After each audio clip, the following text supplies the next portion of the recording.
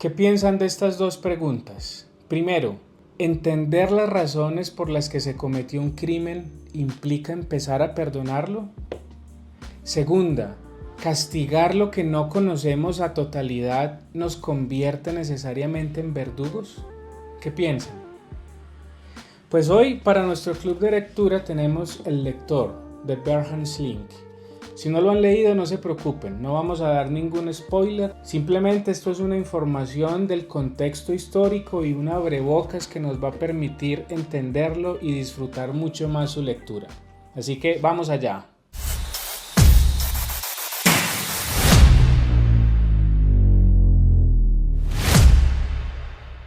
Vamos a empezar por conocer a su autor, el señor Bernhard Schlink. Nacido en Alemania en 1944, por ende fue criado en la posguerra, años después de la Segunda Guerra Mundial. En un momento regresaremos a este dato que es muy importante. Además de ser escritor, es jurista.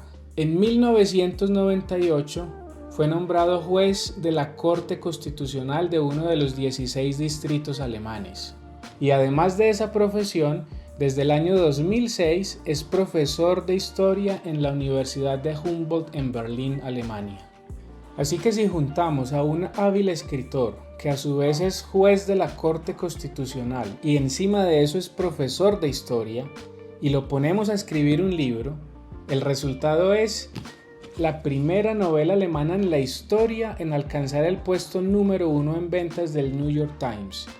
Una novela que recibió múltiples premios literarios, traducida a casi 40 idiomas. En el año 2008 fue adaptada a la gran pantalla de Hollywood y recibió 5 nominaciones al Oscar. Ya les están entrando ganas de leerlo, ¿cierto? Y eso que apenas estoy calentando en el abrebocas del libro. Les acabo de contar que es un hecho muy importante que Bernhard Schlink haya sido criado en los años de posguerra.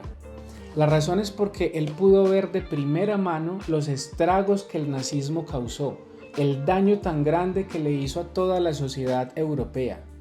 Él creció escuchando sobre los juicios públicos efectuados a los criminales de guerra y escuchó muchas veces las penas de muerte otorgadas en los famosos juicios de Nuremberg.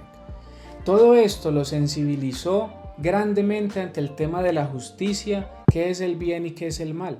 Es probable que por eso haya decidido convertirse en un juez.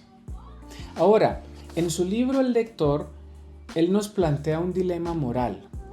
Nos coloca en la difícil tarea de juzgar o decidir hasta dónde llega la responsabilidad o culpabilidad de una persona al participar en un crimen. Y más si el principio de ese crimen no parece muy ilegal o criminal.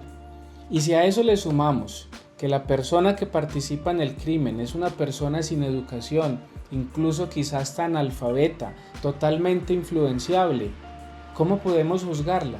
¿De culpable o inocente? Eso es lo que él nos plantea en su libro.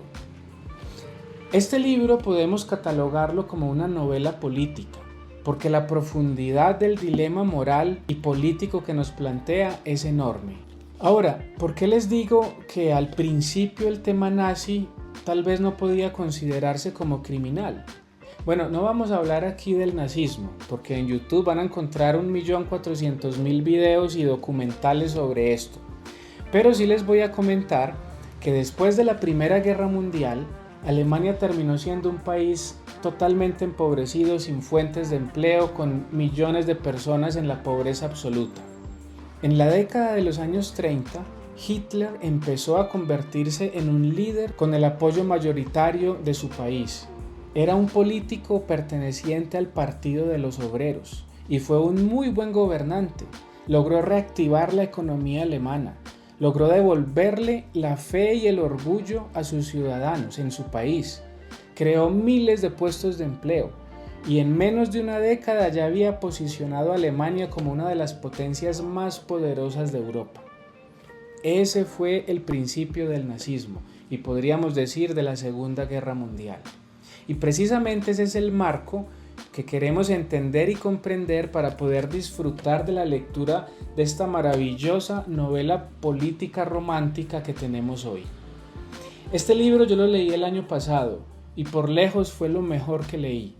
El libro es espectacular, se lo recomiendo a ojo cerrado a cualquier lector, tanto si es principiante o si es un experto literario. Este mes lo tenemos en nuestro club de lectura Historias y Libros, y este video ha sido diseñado como primera ayuda complementaria para debatirlo en nuestras reuniones virtuales.